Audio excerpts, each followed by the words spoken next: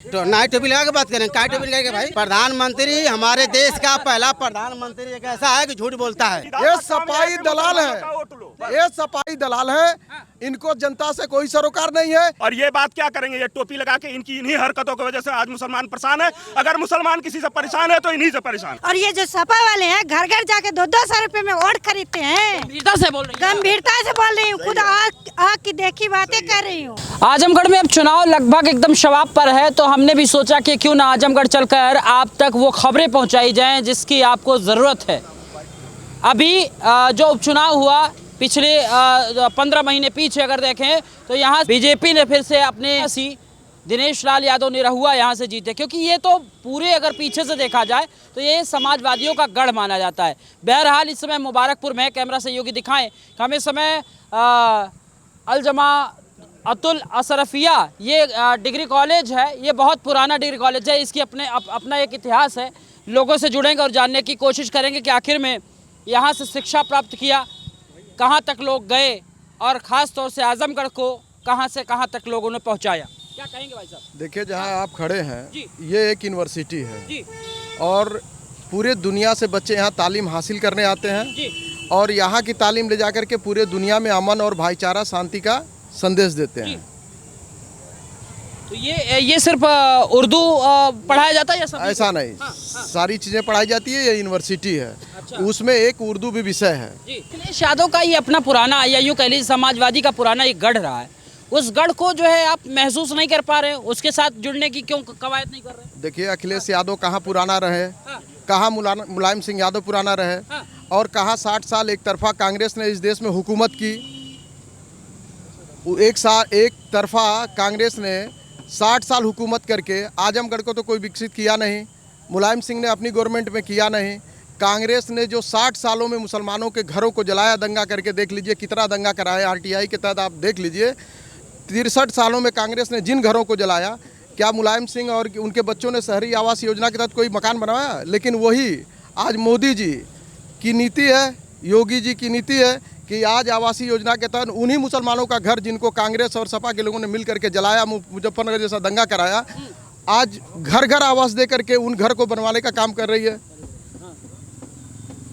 तो आपको नहीं लगता है कि विकास हुआ है? जो 60-70 सालों में कांग्रेस ने नहीं किया, जो मुलायम सिंह और अखिलेश यादव ने नहीं किया, उसको तो मोदी जी ने किया।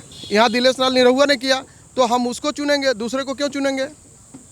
लेकिन एक बात भी होती है, क्या कहते हैं कि हमने आबादी से जोड़ा, हमने विकास के रथ को आजमगढ़ के साथ में जोड़ा।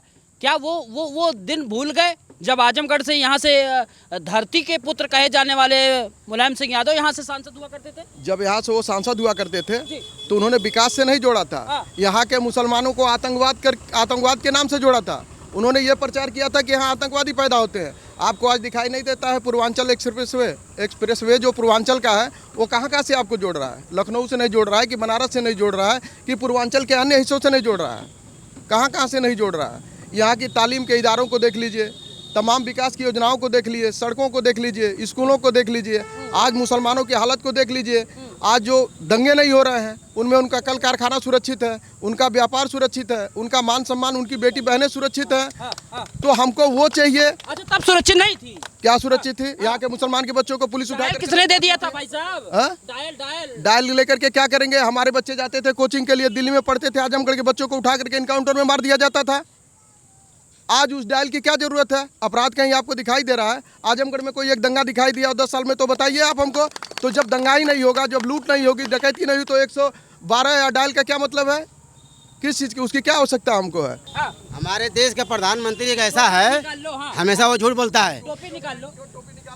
तो नाइट टोपी लगा के बात करें, काय टोपी लगा के भाई? हमें यहाँ पार्टी का प्रचार इनका भी कोई निकला है क्या? चलिए ठीक है। प्रधानमंत्री हमारे देश का पहला प्रधानमंत्री एक ऐसा है कि झूठ बोलता है, हमेशा झूठ बोलता है।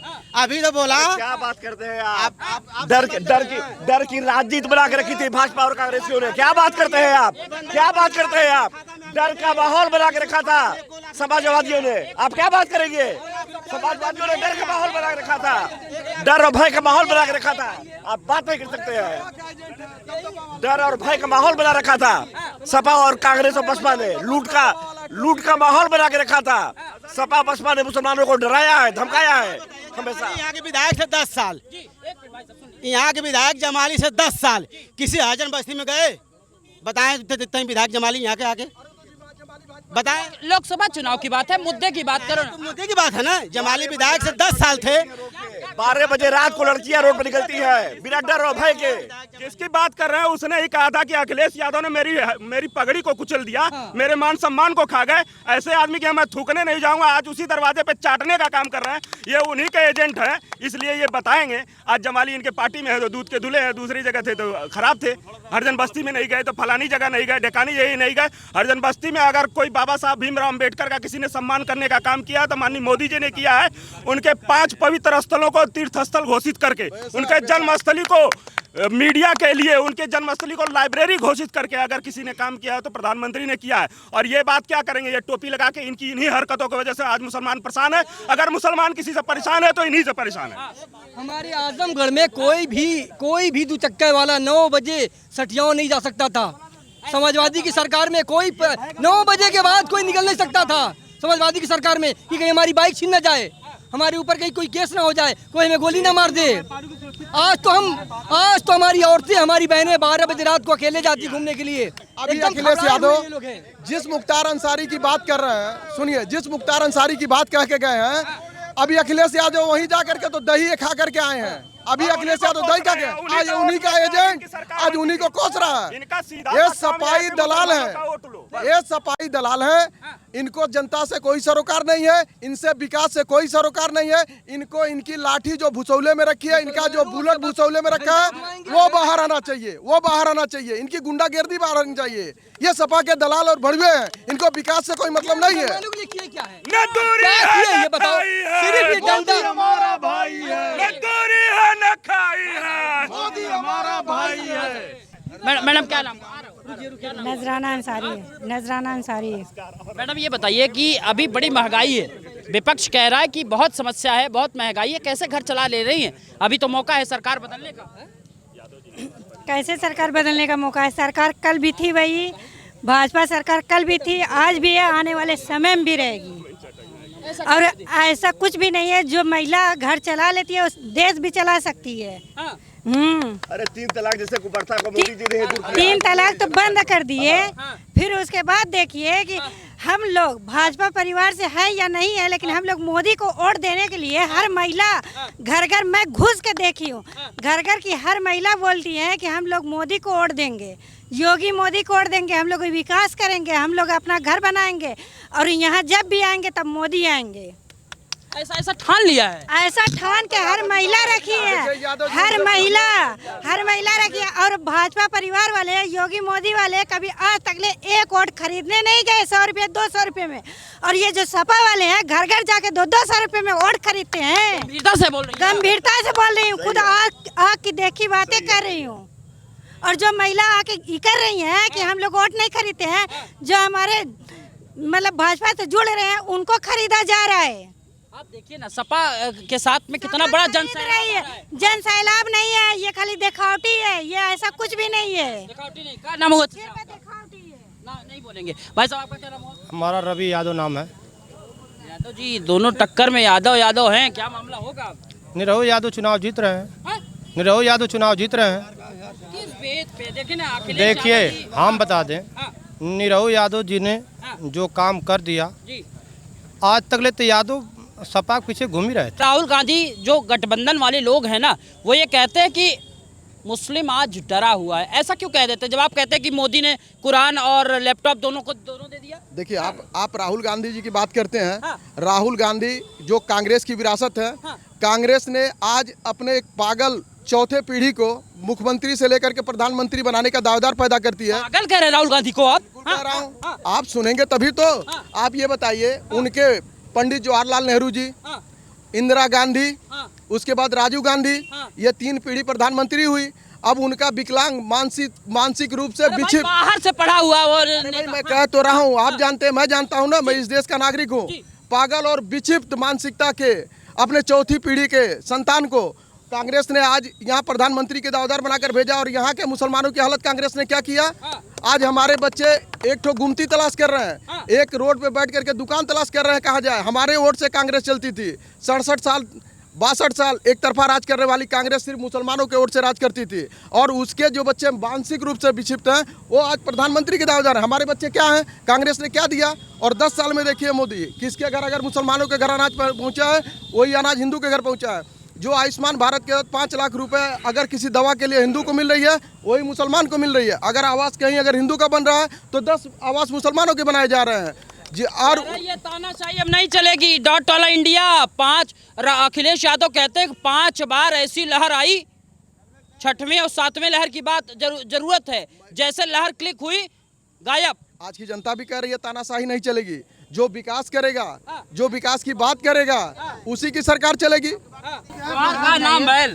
शाही जमाल नाम है। जमाल भाई क्या पूछना चाह रहे हैं? हम पूछ रहे हैं मोदी जी का 10 साल काम गिनाए, 5 काम गिनाए। क्या नहीं किया? 5 काम गिनाए उनके बस, 5 काम गिनाए। हाँ बताइए 5 साल में सुनिए सर, कोई काम 5 साल में कोई बताइए काम, कोई काम बताइए आप 5 साल में।